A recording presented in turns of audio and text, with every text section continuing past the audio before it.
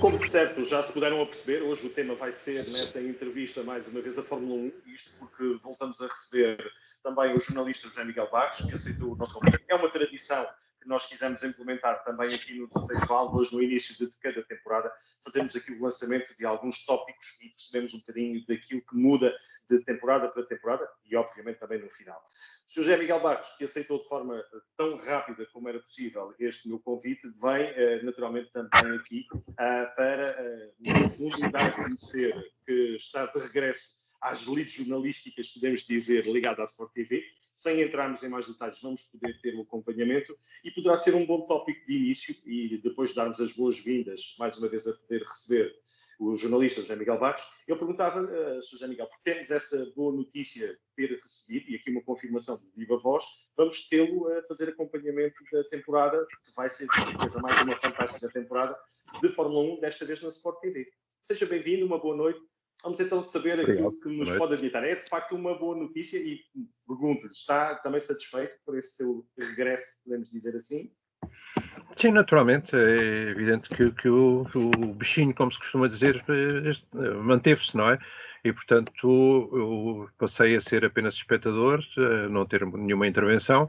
Agora voltarei à intervenção nos moldes diferentes daqueles que tive anteriormente na Sport TV, faço parte da equipa.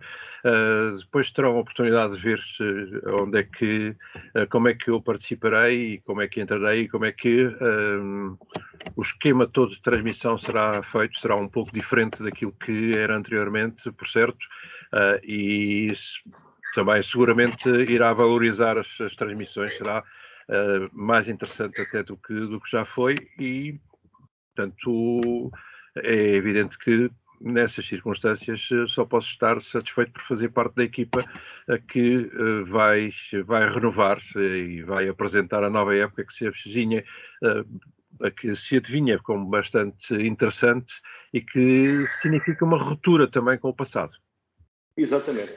Portanto, é mais um aliciante para acompanharmos esta fantástica temporada através da Sport TV, a temporada de Fórmula 1. Lançava-lhe aqui o desafio, se for possível, e porque vamos falar essencialmente de 2022 com já a primeira sessão de testes já decorrida, a primeira bateria de testes, para termos uma pequena ideia, porque já percebemos que foi apenas uma pequena ideia daquilo que aconteceu em Barcelona, mas eu lançava aqui o desafio, José Miguel Barros, se me permite só fecharmos o tema 2021, porque muita coisa mudou, é verdade, vamos falar sobre isso, carros, regras, regulamentação desportiva, mas mudou também um pouco, podemos dizer, na direção desportiva de cada corrida. Isto se nos recordarmos um final de temporada polémico, com o campeonato decidido na última temporada, com algumas decisões tomadas, no caso, por o diretor de corrida, que foi prontamente acusado, podemos dizer assim, como ter sido o principal responsável pela atribuição do título ou a perda do título para Lewis Hamilton e o campeonato para, neste caso, Verstappen.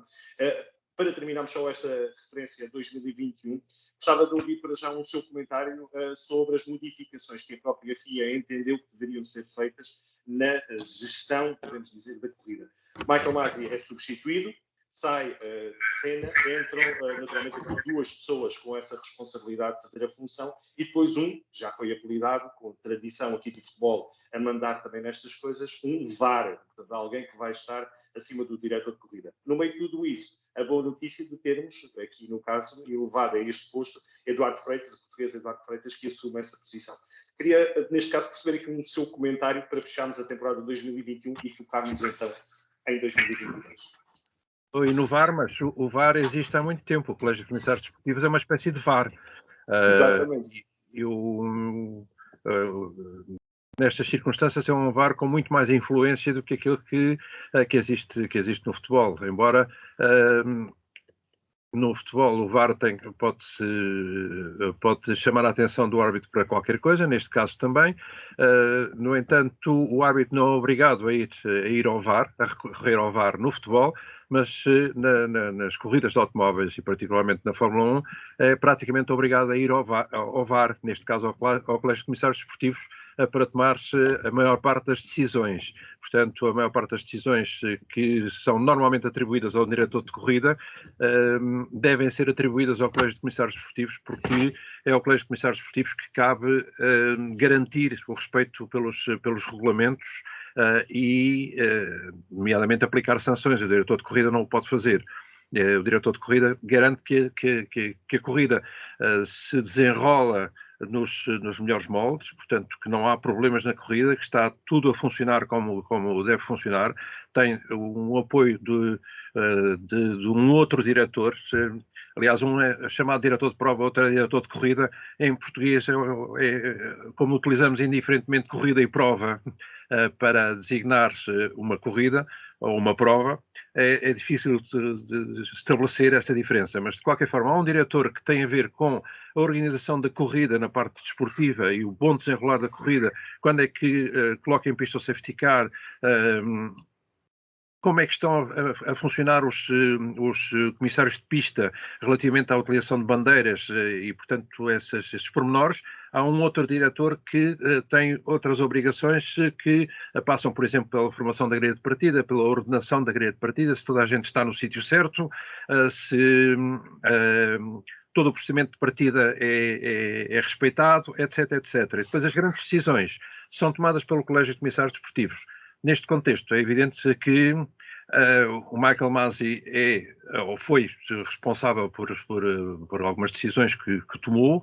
De qualquer forma, acho que não merecia ser queimado como foi, e foi essencialmente porque houve uma das partes que perdeu o campeonato, que não ficou nada satisfeita com aquilo que sucedeu e fez tudo para procurar que o Michael Masi fosse afastado.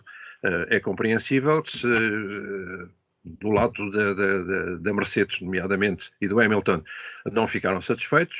Do lado da Red Bull e do Verstappen, naturalmente ficaram satisfeitos. Eles gostariam de manter o Michael Masi, ou pelo menos não fizeram nada para não contribuir nada para a sua admissão. Isto reflete, no fundo, as reações que tivemos no final da corrida. Aqueles que são aficionados do Hamilton, naturalmente, não ficaram nada satisfeitos com aquilo que aconteceu no final da corrida. Os que são aficionados do Verstappen ficaram, naturalmente, bastante satisfeitos com aquilo que aconteceu no final da corrida. E os olhos com que uns e outros viram esse final da corrida foi naturalmente bastante diferente. A abordagem foi bastante diferente, o que é compreensível. O fenómeno desportivo tem isso, provoca paixões, vai buscar muito às emoções e a essas paixões e, portanto, é natural que haja esse tipo de reações. Agora, cabe a quem não deve manifestar essas, ou ser motivado ou ser levado por essas emoções e paixões, ou que tem que pô-las um pouco de lado, procurar uma análise relativamente ao que aconteceu no final da corrida, da última corrida da época, e procurar racionalmente perceber o que aconteceu e que não se repita, porque já houve também mudanças nas regras dos carros a serem ultrapassados, segundo aquilo que também já deram a entender, para este ano já não vai acontecer essa situação. Sim, mas ainda há regras que têm que ser aprovadas. Ainda temos que esperar pelo Conselho Mundial, que ainda vai realizar-se este mês, antes da primeira prova da época, para se saber exatamente quais serão essas alterações que podem vir a ser introduzidas, porque ainda não houve nenhuma indicação relativamente ao que essas alterações, ou do que é que constam essas alterações. Há algumas alterações introduzidas para a época que já foram conhecidas, mas essa ainda não é verdadeiramente conhecida. Há que esperar pelo Conselho Mundial para saber exatamente o que é que se pretende nessas situações. Mas, basicamente, o que levou os regulamentos a definirem que os carros que estavam dobrados deveriam recuperar a volta e deveriam, no fundo, sair do meio dos carros que estavam a disputar posições pontuáveis. Essa é uma situação que se mantém e que eu acho que é perfeitamente defensável. É evidente que numa situação de safety car, que é um reagrupamento, o facto de haver 3, 4, 5 carros entre os primeiros é perfeitamente aleatório. Pode haver uma situação em que não há nenhum carro, pode haver situações em que há muitas divisões entre os carros que estão a disputar os lugares pontuáveis, nomeadamente as primeiras posições. E, naturalmente, que no recomeço de uma corrida haverá quem possa ser favorecido pelo facto de ter mais carros entre ele e o seu adversário direto, do que outros que podem estar diretamente em luta com o adversário direto. E, portanto, para equilibrar um pouco as coisas e também para recuperar uma parte do interesse da corrida, é perfeitamente defensável que haja essa recuperação de volta que permite, no fundo, aos carros que estão dobrados saírem do meio dos carros que estão a discutir posições. Pode sim. Mesmo essa situação também, por vezes, favorece alguns pilotos. Por exemplo, eu lembro-me de uma situação em que o Hamilton recuperou a volta que tinha perdido graças a uma intervenção de safety car e depois veio a lutar por lugares do pódio. Portanto, esse é um caso evidente em que quem pode recuperar uma volta perdida também pode recuperar a sua participação na corrida. Depende da altura em que surge o safety car e depende da altura em que isso é feito. É evidente que no Abu Dhabi a situação é limite, porque o safety car apareceu a meia dúzia de voltas do fim e não havia muito tempo para fazer a aplicação regulamentar de tudo aquilo que estava estabelecido para se fazer antes de o safety car voltar às boxes. Portanto, houve que abreviar um pouco a situação para salvar, no fundo, a corrida, para salvar a luta entre os dois primeiros e para salvar também o campeonato. Porque um campeonato acabar numa corrida em que se discutia o título com o safety car à frente do pelotão, eu acho que seria frustrante. E seria o anticlímax. E o Michael Masi procurou criar condições para evitar essa situação e aí apenas posso aplaudir e apoiá-lo. Muito bem. Vamos então deixar já 2021, já passou a história. Sabemos que vem um Lewis Hamilton, segundo ele consta na imprensa e quem está à sua volta, enraivecido, entre aspas, mas vem com vontade de esmagar, também utilizava essa figura, por não ter conseguido engolir a derrota de 2021 e temos o Lewis Hamilton com vontade redobrada para voltar a ser campeão. Perguntava-lhe, e porque já ocorreu, como digo, a primeira parte de testes possíveis para esta temporada em Barcelona, na passada semana, agora vamos entrar dentro dos próximos dias para o Bahrein, onde vamos então sim ter a definição, podemos dizer, e aqueles testes definitivos. Eu perguntava-lhe, José Miguel Barros, nesta altura, depois dessa primeira bateria de testes, qual é a sua opinião sobre estes novos carros?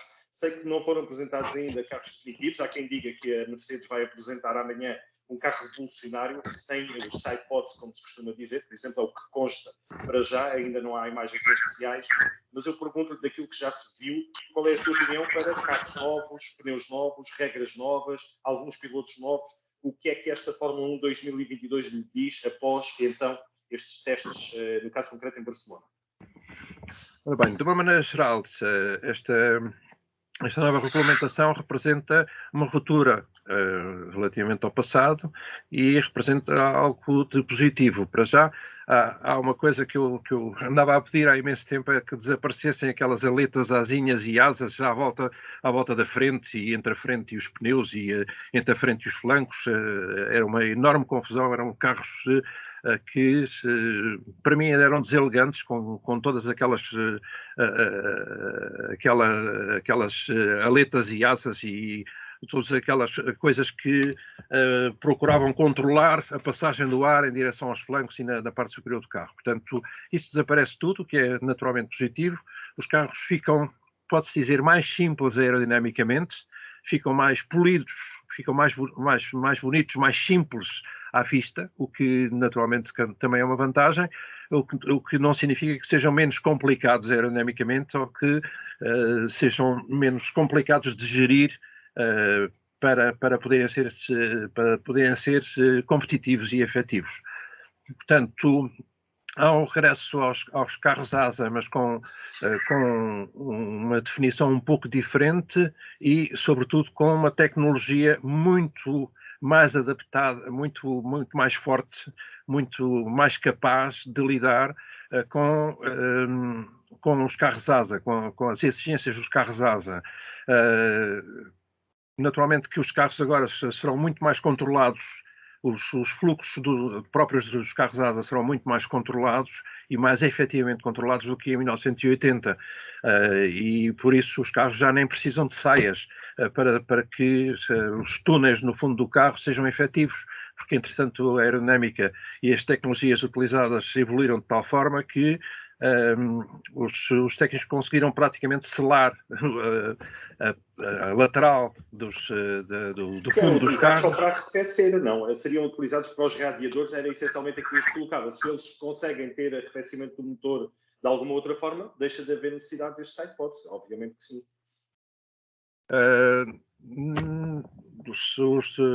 Dos sidepods, não das saias. Eu referia mais saias. Sim, o que eu chamo aqui do lado, exatamente. Pronto, atrás do piloto, do lado esquerdo. As saias não tinham a ver com arrefecimento.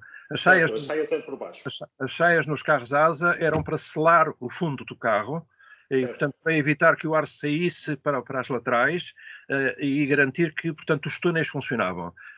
Os carros atuais já não precisam dessas saias para garantirem que as laterais são suficientemente seladas para o ar se manter dentro, aliás, por baixo dos flancos. Portanto, a evolução da aerodinâmica dos carros, inclusive, permitiu que o surgimento destes carros asa que são muito mais evoluídos do que eram os carros de antigamente. Mas, de qualquer forma, os carros são mais simples, as asas foram simplificadas também, e é nas asas, sobretudo, que se procurou evitar o efeito que perturbava os carros que vinham atrás. Portanto, é sobretudo nas asas da frente que se procura evitar esse efeito e que parece que se conseguiu evitar, pelo menos os pilotos concordaram que os carros estavam muito menos sensíveis ao efeito do ar sujo que tinham que enfrentar quando seguiam atrás de um outro carro. Portanto, as alterações na asa da frente funcionaram a esse nível. Tornaram mais simples as asas, não permitem às equipas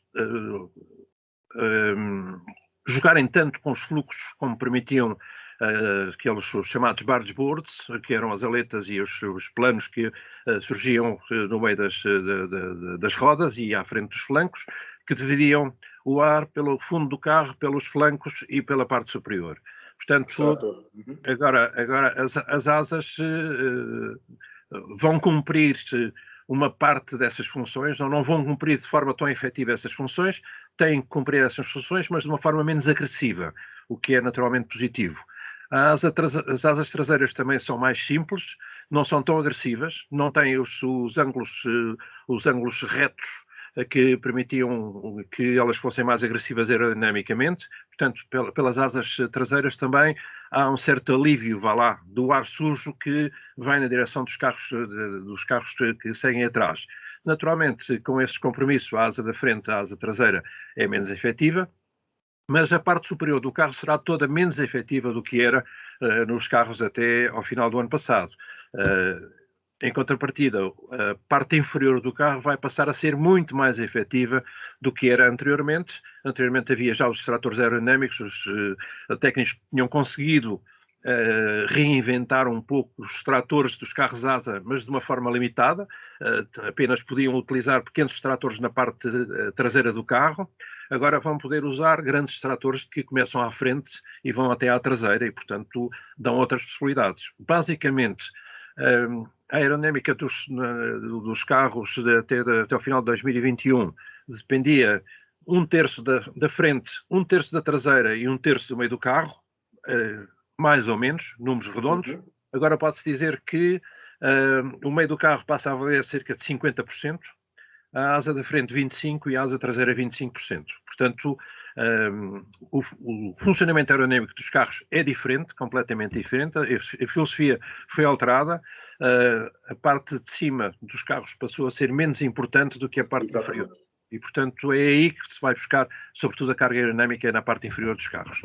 O facto de os carros serem menos agressivos também para o carro que vai a seguir, portanto, deve permitir que haja lutas mais próximas entre os carros, e isso é naturalmente saudar, porque uma das limitações que os pilotos lamentavam frequentemente era de não conseguirem não conseguirem rodar atrás de um carro que seguia à sua frente e manterem-se colados muito perto da traseira, por forma a tentarem ultrapassá-lo depois na primeira oportunidade. Agora, essa situação deverá ter melhorado substancialmente e, portanto, até porque se mantém o DRS também. Uhum.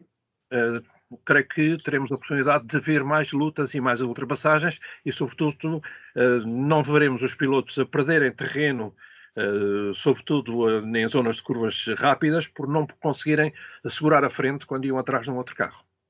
É curioso, de facto, esse detalhe de termos menos asas, mas este ano temos a novidade de ter duas asas, podemos dizer assim, que podem ser adaptadas ao desenho aerodinâmico, novas, neste caso na proteção do lado de dentro das rodas da frente, tem ali uma nova asa que tem, naturalmente, aqui um objetivo também aerodinâmico de projeção do próprio ar, de que vem também na zona das rodas. O que é que lhe parece? Porque esteticamente é uma inovação, se as asas em si já eram diferentes, mas temos aquela asa do lado dentro da roda e em rodas mais altas, não é? Como sabemos, em rodas mais pesadas.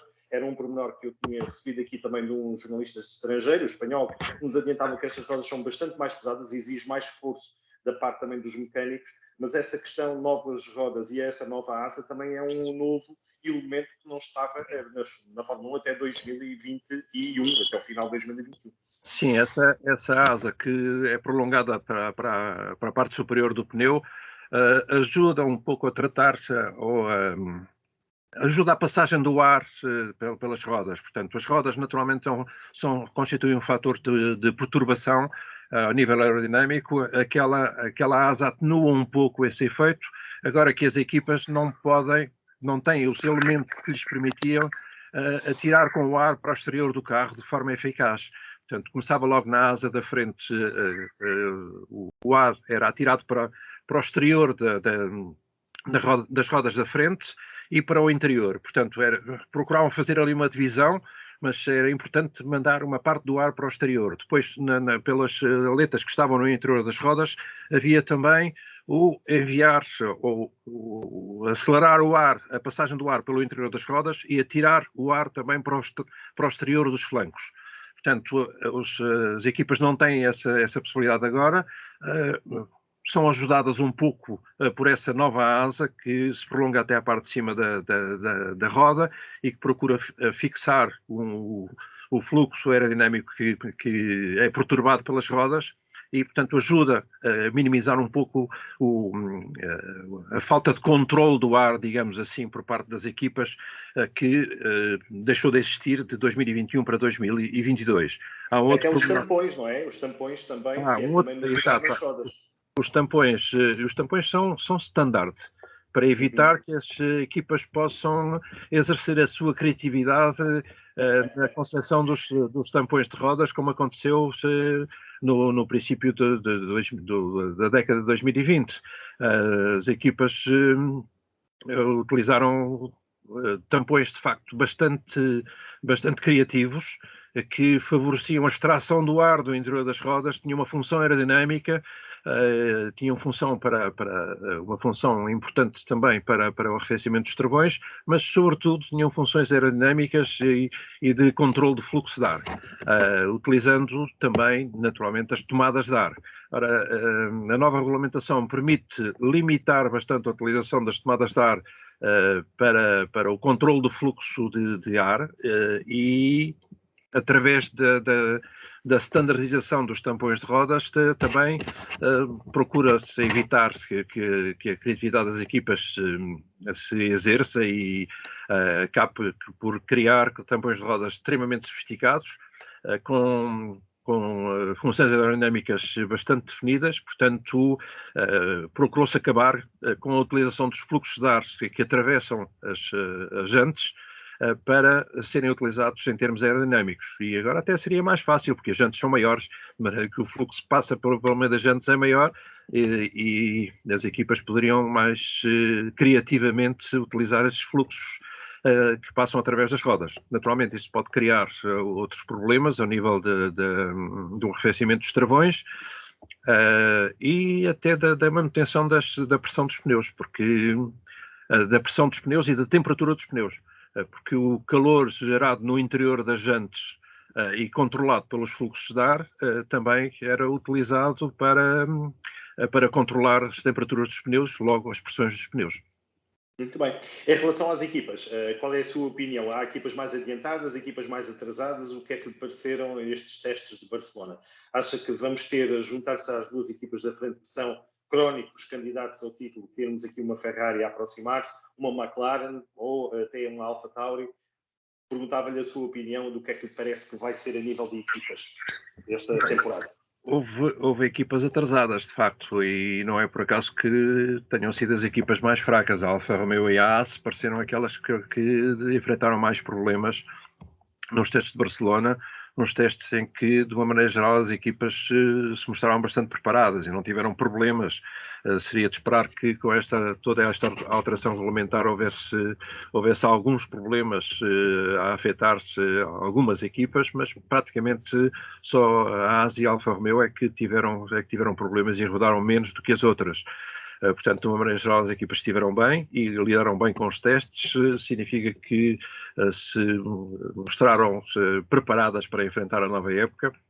E, curiosamente, talvez a Mercedes e a Red Bull sejam aquelas que tiveram algumas hesitações na abordagem da época, revelaram algumas dúvidas relativamente àquilo que saiu dos testes de Barcelona, apesar de terem sido as equipas mais rápidas. Os Mercedes e os Red Bull acabaram por ser, de facto, os mais rápidos, embora nos testes de Barcelona essa rapidez não deva ser considerada como muito importante. O mais importante foi cumprir muitas voltas, tirar dados, procurar controlar aquele efeito de balanço que os carros revelaram, tendência para um balanço, para um ondear nas retas, devido a um fenómeno puramente aerodinâmico. Portanto, o mais importante foi as equipas aprenderem a lidar com os carros, começarem a perceber como é que os carros funcionam e, portanto, prepararem, no fundo, o início da época o melhor possível e prepararem-se para enfrentarem este teste do Bahrein, que precede imediatamente a época, que é extremamente importante. Este é mais importante do que o de Barcelona, sem dúvida. De uma maneira geral, as equipas pareceram preparadas. Houve algumas equipas que justificaram porque é que em 2021, a partir de determinada altura, deixaram de pensar nos carros de 2021 e começaram a pensar na época de 2022. A Ferrari e a McLaren terão sido os exemplos mais evidentes, porque pareceram bastante preparados e mostraram-se bastante competitivos logo nos primeiros contactos com a pista. De certa forma, a Alfa Tauri também e a Aston Martin, que tem condições, creio eu, para dar um salto em frente, mas de qualquer forma, aquilo que se viu em Barcelona ainda não permite sequer definir uma hierarquia verdadeira na Fórmula 1. É certo que Mercedes e Red Bull vão estar em luta pelas primeiras posições, mas não se sabe neste momento se vão ter companhia ou não e até que ponto é que uma Ferrari ou uma McLaren podem representar um perigo para Mercedes e Red Bull, se serão capazes de facto de forma regular ao longo da época fazer frente e mostrarem-se efetivas ou mostrarem-se adversárias fortes face a Mercedes e Red Bull. Muito bem. Este campeonato, e esta será a minha última questão, o campeonato vai ter pistas novas, podemos falar assim, neste caso, de um regresso, entre aspas, de Singapura, prova à noite que tem estado afastado do campeonato, como nós sabemos, devido à conjuntura, de facto, internacional, mas temos a estreia do circuito de Miami. O que é que espera a nível de circuitos? Sejam circuitos rápidos, circuitos de Tilca, como já aconteceu noutras décadas, qual é a sua opinião aqui sobre os circuitos para esta temporada, sabendo que deixámos de ter o Grande Prémio da Rússia, por todas as razões que nós sabemos, e inclusive é um piloto russo, que já não vai estar à partida e que esteve nos testes de Barcelona. Perguntava-lhe aqui em relação a circuitos, quais são as suas expectativas daquilo que possamos encontrar este ano. Vai haver novidades, mas a esmagadora maioria dos circuitos já é conhecida e já se sabe com que se pode contar. Já lá rodaram. Há circuitos, há o circuito da Arábia Saudita que não vai ser utilizado este ano, mas que foi uma das grandes surpresas da época e é um circuito interessante. De qualquer forma, falou aí nos circuitos Tilke, como se os circuitos Tilke não fossem interessantes. Ora, eu acho que os circuitos Tilke são, de uma maneira geral, bastante bons, bastante seletivos e são muito bem feitos. E, portanto, se os circuitos novos têm o dedo do Tilke e, portanto, têm algumas garantias de que serão circuitos interessantes e que terão aqueles pequenos elementos que podem favorecer as corridas e podem dar boas corridas. E, portanto, não tenho nada contra os circuitos Tilke, pelo contrário, embora prefira circuitos que não são Tilke. Tem um pequeno dedo do Tilke, mas não se podem ser considerados como circuitos Tilke. É o caso de Spa-Francorchamps e de Suzuka, que são os meus circuitos preferidos, sem dúvida, e da maior parte dos pilotos são circuitos inigualáveis e que, portanto, é de saudar que se mantenham no campeonato. É pena que o Autódromo do Algarve não se possa manter no campeonato, porque esse é um circuito não Tilke, mas que está ao nível dos melhores circuitos da Fórmula 1, e os próprios pilotos também confirmaram isso. Para mim, o Autódromo do Algarve, agora que o circuito de Spa-Francorchamps é permanente, o Autódromo do Algarve é um dos 2 melhores circuitos permanentes que existe na Europa. Portanto, o único que pode rivalizar com ele é Spa-Francorchamps e, naturalmente, é pena que não esteja no campeonato. No entanto, vamos ter circuitos, como é habitual, vamos ter circuitos muito variados, muito diferentes uns dos outros, apresentando os mais diferentes desafios. Entre Tilke e não Tilke, vamos ter certamente circuitos que vão permitir boas corridas e vão permitir aos melhores pilotos sobressair, como regra geral acontece. Então, a minha última pergunta, e fazendo aqui um bocadinho da fonte da sua experiência de muitos anos de acompanhamento da Fórmula 1, eu aproveitava e queria perceber a sua opinião, no caso concreto, já que estamos a falar de Spa-Francorchamps, e vamos terminar precisamente por aí. Iria-lhe perguntar, porque naturalmente José Miguel Barros teve e tem aqui o conhecimento de versões diferentes desta pista, e eu pergunto-lhe se está a fazer falta a este circuito voltarmos a ter, por exemplo, a paragem do autocarro, por exemplo, que é aquele ponto que sentimos mais falta. Quem acompanha a Fórmula 1 das últimas décadas, mas com as obras desapareceu, mas essa era talvez das partes emblemáticas desta pista que se perdeu, porque o resto mantém-se lá Source, o Rouge, Radion, essa praticamente é a mesma, mas ali aquela questão daquela quebra e contra-quebra da barragem do autocarro faz ali um bocadinho de diferença. E para quem conhece o circuito, como José Miguel, acredito que seja o ponto de diferença em relação àquilo que estávamos habituados durante muitas décadas a ver. Será assim ou não? Bom, quanto ao ponto emblemático, permite-me discordar. Para mim, Spa-Francorchamps, para mim, tem múltiplos pontos emblemáticos. Tem La Source, tem o Radion, tem Montmédy, tem toda a descida que é a parte artificial do circuito, mas que valorizou o circuito, é fabulosa. Tem Stavelot, tem uma série de zonas que são as zonas relativamente clássicas e que são emblemáticas.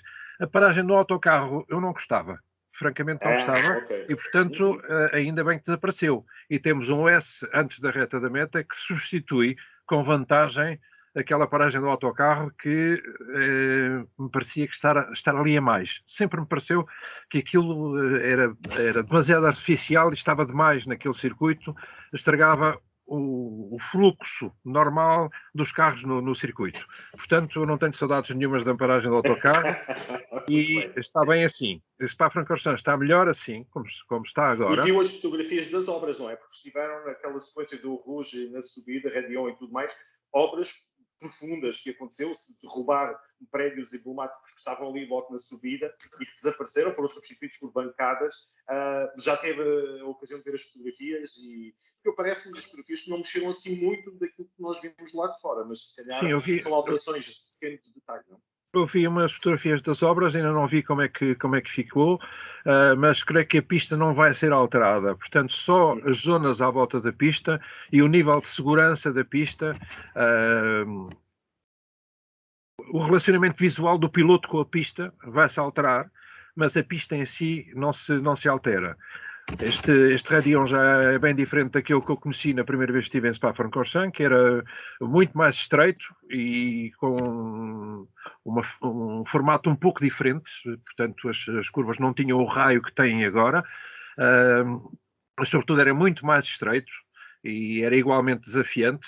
De qualquer forma, este Radeon é fabuloso, é aliciante. Como tem estado nos últimos anos, depois das últimas obras, é bastante interessante. Creio que não mexeram na pista em si, só à volta, e, portanto, vai continuar na mesma, vai continuar a ser um enorme desafio para qualquer piloto que resolva enfrentá-lo, sobretudo ao volante do Fórmula 1, que é o carro mais difícil de fazer passar no Radeon. E que este ano nos deixem ter um grande prémio completo e não aqueles problemas que tivemos por causa da chuva no ano passado, e ficou marcado pelo lado negativo este grande prémio, mas vamos acreditar que este ano as coisas corram melhor e até tenham feito um escoamento diferente em relação à parte de pluviosidade que ajude para termos um grande prémio, de facto, em grandes condições. Sr. José Miguel Barros, eu vou terminar por aqui. Vou agradecer, de facto, esta oportunidade fantástica de lançamento da temporada. Temos aqui bons motivos para acompanharmos na temporada, que, através da Sport TV, na sua transmissão, vai ter alicientes extras. Entre eles, voltamos ao início da nossa conversa, vamos ter a oportunidade de ter também a si em algumas fórmulas e formas de acompanhamento desta temporada. Dou-lhe os parabéns por estar de regresso, é com muito gosto que vamos tê-lo, e vou desejar uma excelente temporada, não só para si, mas também para todos nós, amantes da Fórmula 1, que tenhamos uma temporada como esperamos, não que um campeonato seja decidido com polémica, mas que seja decidida na última volta, no último grande prémio, porque não, e termos emoção e ter mais do que 2 pilotos apenas na luta. Era bonito termos mais alguns, mas isso seria um mundo ideal e que vamos acreditar que possa acontecer. Da minha parte, mando-lhe um abraço, vamos marcar encontro durante a temporada, porque não, fazemos um novo ponto de situação, mas para já ficamos muito contentes de o ter aqui de regresso. Um grande abraço, José Miguel Barros. Um abraço, obrigado, e boa época para toda a gente. Isso mesmo. E uma boa noite também. Obrigado e até breve. Obrigado. Boa noite.